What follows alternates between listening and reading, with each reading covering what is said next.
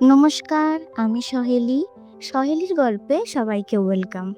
আজ আবার চলে এসেছি নতুন একটা গল্প নিয়ে। থাম্বনেইল আর ইন্ট্রো দেখে নিশ্চয়ই বুঝেই গেছেন আজকে কি। হ্যাঁ, আজ আমার জন্মদিন।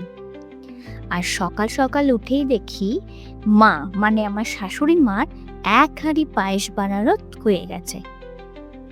আজ সকালের ব্রেকফাস্টে ছিল লুচি, আলুর তরকারি আর এক বাটি মায়ের হাতের বানানো পায়েস। জলখাবার খেয়েই আমি আর অভি বেরোলাম আমার বাড়িতে পায়েস দিতে। তো যাই হোক, জন্মদিনের দিন কে কি মনে করে জানি না, কিন্তু আমি তো নিজেকে সেলিব্রিটি মনে করি। কারণ সকাল থেকেই কাছের মানুষ, বন্ধু বান্ধব সবার ফোন, উইশ, সারাদিন নানা রকমের গিফট পাওয়া, মানে সব মিলিয়ে জাস্ট আমার জন্মদিনটা জমে যায়। এই বাড়িতে পায়েস দিয়ে বেশিক্ষণ আর আমরা বসিনি, কারণ এই বাড়ি থেকে সবাই আজ সন্ধ্যেতে আসবে। পুরো পরিবারের সবাই একসাথে আমার জন্মদিন সেলিব্রেট করব। আর এই দেখুন, বলতে না বলতেই আমার দুপুরের খাবার রেডি। মা খুব সুন্দর করে সাজিয়ে গুছিয়ে কিন্তু খেতে দিয়েছে। আজ সব রান্না মা আর বাবাই মিলে করেছে। আজ পর্যন্ত আমার জন্মদিন আমার শ্বশুরবাড়ির লোকজনেরা ঠিক এইভাবেই সেলিব্রেট করে থাকে। আর ইনি হচ্ছেন আমার খুড়শাশুড়ি, মানে আমার কাকিমণি। এটা হচ্ছে আমার ননদ, মানে ননদ বললে ভুল হবে, আমাদের আদরের বনি। খাওয়া দাওয়া করে বেশ খানিকক্ষণ গল্পগুজব করা হলো। বিকেল হতে না হতেই বনির কাজ এসে পড়ে।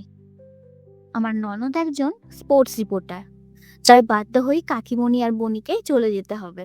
ভেবেছিলাম ওরা থাকবে, কেক কাটিং হবে, অনেক মজা হবে, বাট কিছু করার নেই, কাজটা তো আগে, তাই ওরা চলে যাবে বলে ঠিক করে।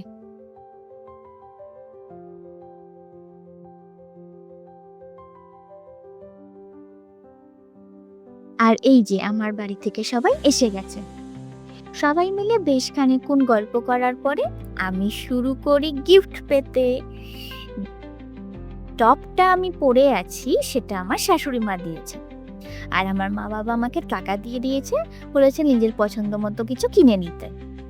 আর এই যে আমি এখন যে প্যাকটা খুলছি, আর এই যে ব্যাগটা, এই ব্যাগটা আমাকে আমার কাকার ভালো মা দিয়েছে, যেটা হাতে পেয়ে আমি খুব খুশি হয়েছি, কারণ কালারটা আমার ভীষণ পছন্দ হয়েছে। তাই আয়নার সামনে দাঁড়িয়ে আমি অনেকক্ষণ ধরে এঁকে মেকে দেখছিলাম।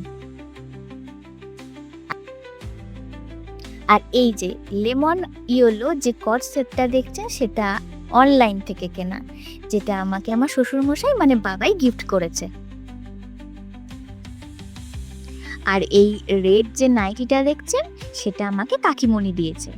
যা গরম পড়েছে, এই গরমে একদম কমফোর্টেবল ড্রেস। আর এই যে আইশ্যাডো প্যালেটটা, এটা আমাকে দিয়েছে আমার ননদ, মানে আমার আদরের বনি। ব্ল্যাক বক্সের মধ্যে কাস্টমাইজ করা দ্য ওয়ার্ল্ড স্টোর থেকে কেনা এই দারুণ গিফটটা আমাকে অভি দিয়েছে, যার মধ্যে দেখুন আমার নাম লেখা কি রিং, একটা পার্স, সানগ্লাস কভার আর পাসপোর্ট কভার রয়েছে, যেটা আমার দারুণ পছন্দ হয়েছে। শুধু তাই নয়, আমাকে এই যে কেকটা এখন কাটা হবে, সেই কেকটাও আমাকে গিফট করেছে। চলুন কেক কাটা শুরু করি, অনেক দেরি হয়ে যাচ্ছে। অনেকে হয়তো ভাবেন যে এত বড় হয়ে গেছে, এখনো এরকম ভাবে জন্মদিন সেলিব্রেট করা, কিন্তু আমার পার্সোনালি এটাই মনে হয়, জন্মদিন সেলিব্রেট করার কোনো বয়স হয় না। আমার কাছে এটাই বড় কথা যে আমার পরিবারের সবাই একসাথে স্পেশালভাবে আমার জন্মদিন সেলিব্রেট করছে।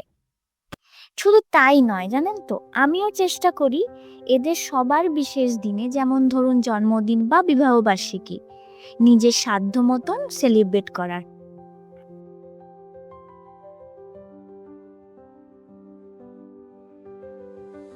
আর কার না ভালো লাগে বলুন তো, বিশেষ দিনে বিশেষভাবে ট্রিট পেতে।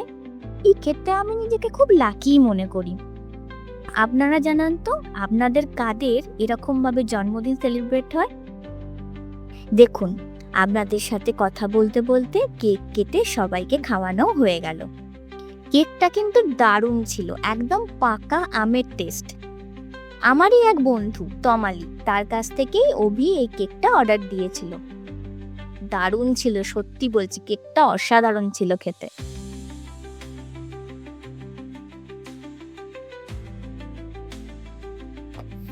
ও, আপনাদের তো বলাই হয়নি আমার ভাই কি দিয়েছে। আমার ভাই আমাকে বেলা ভিটার এই হোয়াইট ওট পারফিউমটা গিফট করেছিল, যেটার প্যাকেটটা খুলতে আমার তো প্রায় নাজেহাল অবস্থা হয়ে গেছিল।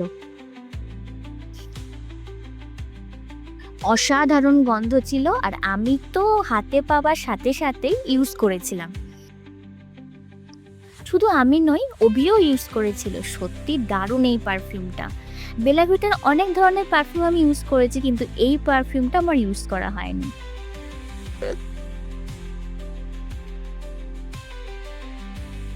চলুন, কেক কাটা তো হয়ে গেছে, এবারে হবে ডিনার। আজ সব রান্নাই সকাল থেকে রাত্রি যাই বলুন না কেন, সব রান্নাই আজ বাড়িতে হয়েছিল। দারুণ টেস্ট হয়েছিল সব খাবারে। আজ মেনুতে ছিল চিকেন, মটন, পোলাও, পনির, চাটনি, মিষ্টি মিষ্টি আর রুমালি রুটিটা কিনে আনা হয়েছিল। Dinner complete. অনেক রাত্রির হয়ে যাচ্ছে, না হলে আরো খানিকক্ষণ বসে গল্প করা যেত, কিন্তু কিছু করার নেই। টোটো আসতেই মা, বাবা আর ভালো মা উঠে পড়লো। আর ভাই তো স্কুটি এনেছিল, তাই ভাইয়ের স্কুটিতে টাকা গেল।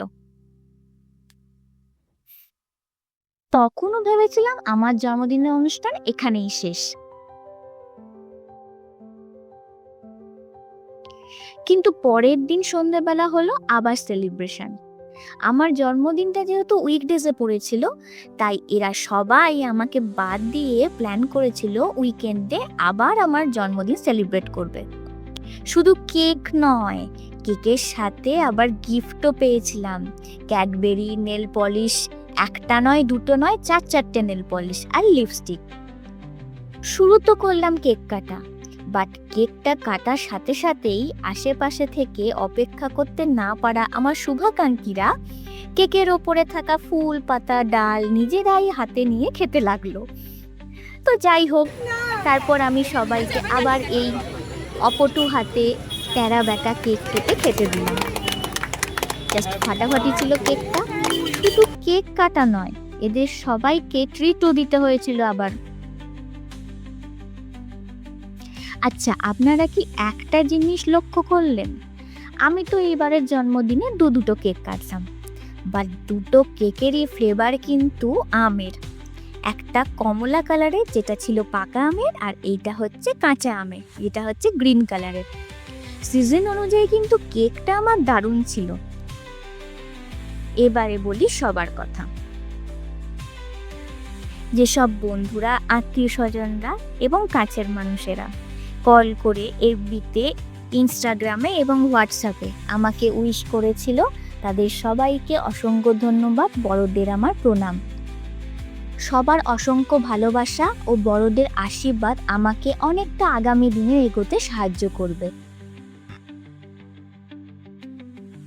এই বছর জন্মদিনটা আমার স্মরণীয় হয়ে থাকবে। আজ গল্প এই পর্যন্তই। আবার আসবো অন্য কোনো গল্প নিয়ে। সবাই ভালো থাকবেন। নমস্কার।